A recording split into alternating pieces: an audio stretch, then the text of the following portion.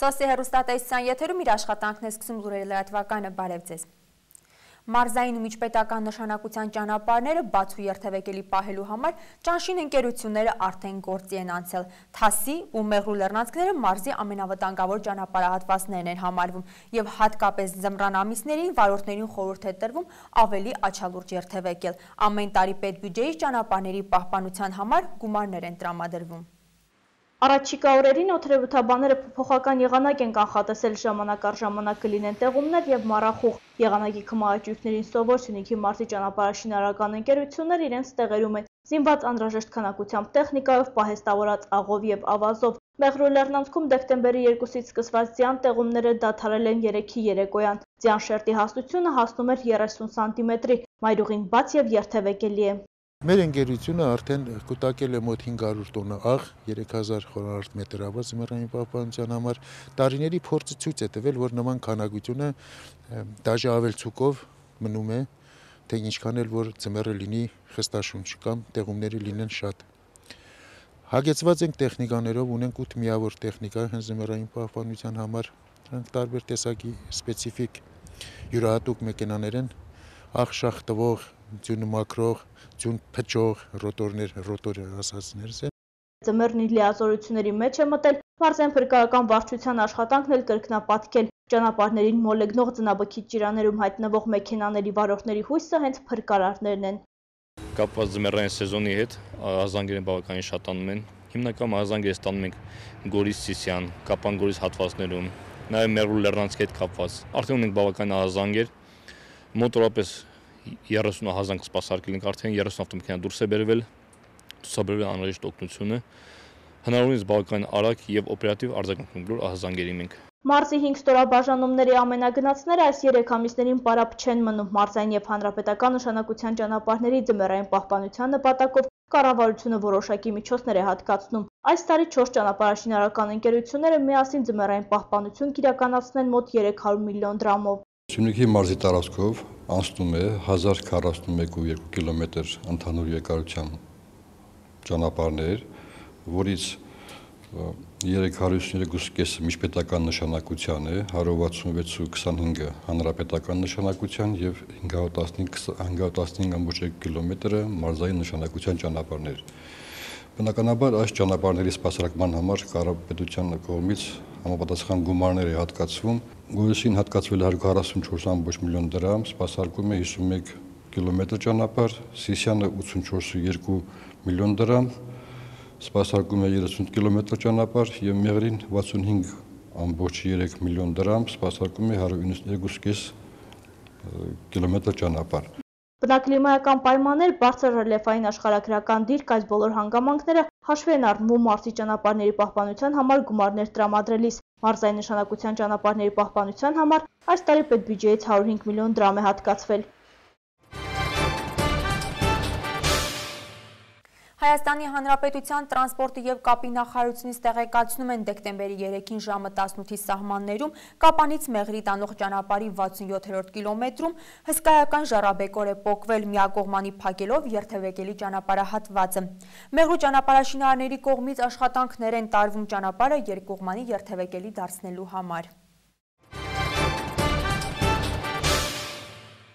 Կապանի թիվ 13 հիմնական դպրոցում աշակերտների եւ ուսուցիչների նախաձեռնությամբ դպրոցում կազմակերպվել էր հայ ասպետ մրցախաղ։ Կազմակերպիչները փորձել էին նույնությամբ կիրառել հեռուստախաղի կանոնները։ Գարեգին Նժդեհ եւ Տիգրան Մեծ այս անուններով էին ներկայացել մրցակից թիմերը։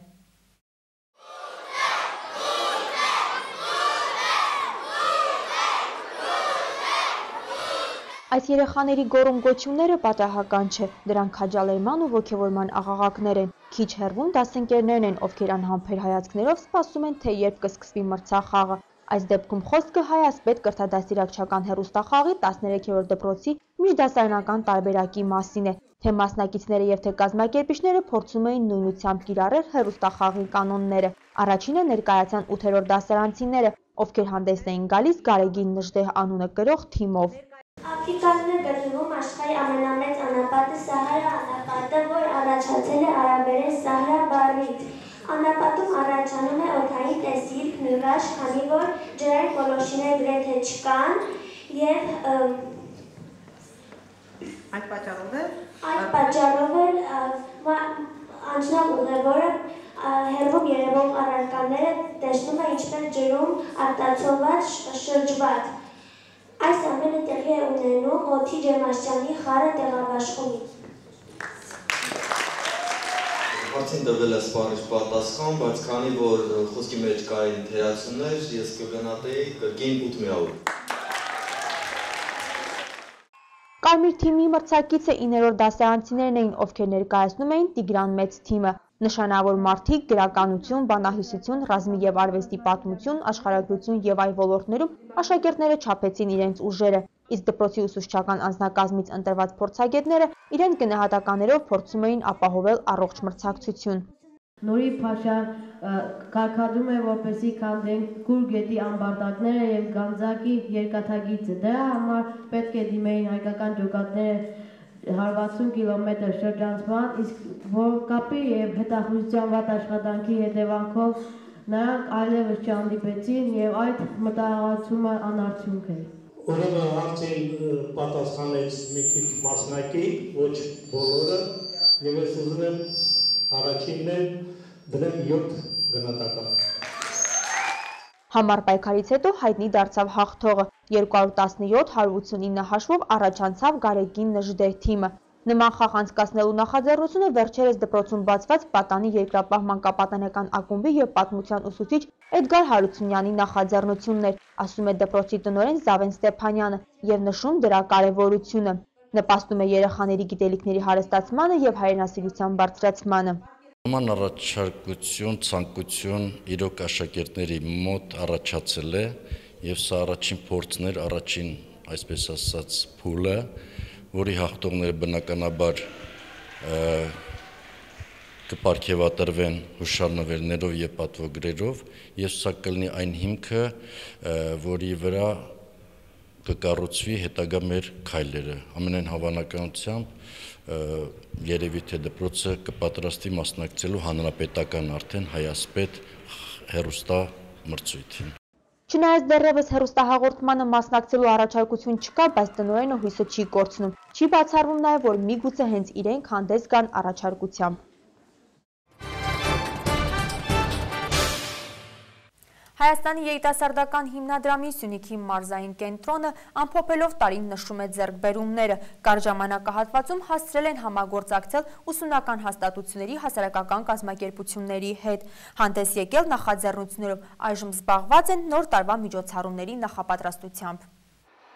Արդեն 3 տարի է ինչ Սյունիքում գործում է Հայաստանի երիտասարդական հիմնադրամը։ Այս տարվա ընթացքում կառույցը հասցրել է բազմաթիվ նախաձեռնություններով հանդես գալ։ Քննարկումներ, սեմինարներ, դասընթացներ, մարզային կենտրոնի համակարգողի խոսքով բոլորն էլ ուղղված են եղել երիտասարդների ակտիվացմանը եւ համախմբմանը։ Մենք ունեցել ենք ծրագրի կառավարում սեմինար քննարկումներ, ունեցել ենք Միավձիայի շաբաթի նվիրված սեմինարներ, ինչպես նաև կամավորությունը մեր օրերում սեմինարների շարք, որոնք տեղի են ունեցել ոչ միայն քաղաքապանում, այլ նաև Քաղաքգորիսում եւ Սիսիանում։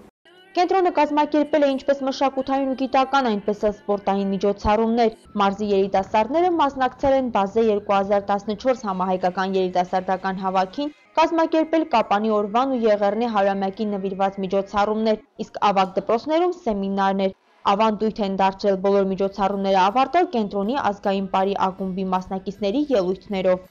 Սպորտային միջոցառումներ ենք ունեցել, հատկապես ունեցել ենք վոլեյբոլի առաջնություն, որտեղի ունեցել տարվա առաջին կեսին, ունեցել ենք մշակութային մի շարք միջոցառումներ, դրանք հատկապես եղել են, մասնավորապես եղել են ԿՎՆ-ը, հումորային ծրագիր, եղել է ուսանողների միջազգային օրվան նվիրված տեղեկատվական մշակութային միջոցառումների շարք, նոյեմբերի 16-ին, 17-ին, որի ընթացքում համախմբվել են ողջ մարզի ուսումնական հաստատությունների ուսանողները։ Իսկ սեպտեմբերից սկսած հիմնադրամում անցկացվում են անգլերենի եւ կիթառի դասընթացներ։ Երիտասարդությանը օտար լեզվին տիրապետելուն օգնում է հենց համակարգողը, իսկ կիթառի ուսուցման գործը իր վրա է վերցրել Սուրբ Մեսրոպ Մաշտոց եկեղեցու հոգևոր հովիվ Տեր Վահան Քահանա-Հեբոյանը։ Դրան զուգահեռ այս օրերին կենտրոնում զբաղված են նոր տարվա միջոցառումների նախապատրաստությամբ, իսկ թե կոնկրետ ինչ կցուցադրվի, անակնկալ է, ասում է Նվարդ Հարությունյանը։ Քանի որ տարին արդեն եզրափակում ենք, մենք կազմակերպենք ԿՎՆ-ի կամ ուրախների եւ հնարամիտների ակումբի եզրափակիչ փուլը, ինչպես նաև կունենանք նոր տարվա նվիրված միջոցառումներ, որի ընթացքում նաև կպարգևատրվեն մեր կամավորները, որոնք առավոտից իրիկուն մեզ հետ են եւ մեր կողքին։ Այս ընթացքում հասցրել ենք համագործակցել մարզի ուսումնական հաստատությունների, հասարակական կազմակերպությունների հետ, ասում են հիմնադրամի աշխատակիցները եւ վստահեցնում, հաջորդ տարի ավելի կընդլայնենք համագործակցությունը։ Ղրիմի վերամիավորման պատմական նշանակությունը Ռուսաստանի նախագահը հանդես է եկել Դաշնային ժողովին հասցեագրած ելույթով գիշերային հատուկ օպերացիա Գրոզնիում սպանվել են մի քանի ոստիկաններ եւ նրանց վրա հարձակված գրոհայիններ։ Թողարկումը շարունակում ենք միջազգային լուրերով։ Ռուսաստանի նախագահ Վլադիմիր Պուտինը հանդես է եկել Դաշնային ժողովին հասցեագրած ելույթով պետության ղեկավարը շնորհակալություն է հայտնել քաղաքացիներին այս տարի երկրին վրա հասած փորձություններում ցուցաբերած տոկունության համար։ Պուտինը համերկրացիներին անվանել է հասուն ազգ։ Դրանից հետո Պուտինը անցել է Ղրիմի վերամիավորման թեմային եւ հիշեցրել է, թե ինչպես է սկսվել ուկրաինական ճգնաժամը։ Նախագահը պատմական է համարել Ղրիմի եւ Սևաստոպոլի վերամիավորումը Ռուսաստանի հետ եւ նույնիսկ ասել է, թե կատարվածը երկրի համար ունի հսկայական, ինչպես ինքն է նշել, քաղաքակրթական նշանակություն։ Այնուհետև Պուտինը իր ելույթը նվիրել է էկոնոմիկայի հարցերին, նա մասնավորապես հրապարակել է փոքր բիզնեսի աջակցությանն ուղղված մի շարք միջոցներ եւ կոչ է արել լիակատար համաներում հայտարարել Ռուսաստան վերադարձող կապիտալին։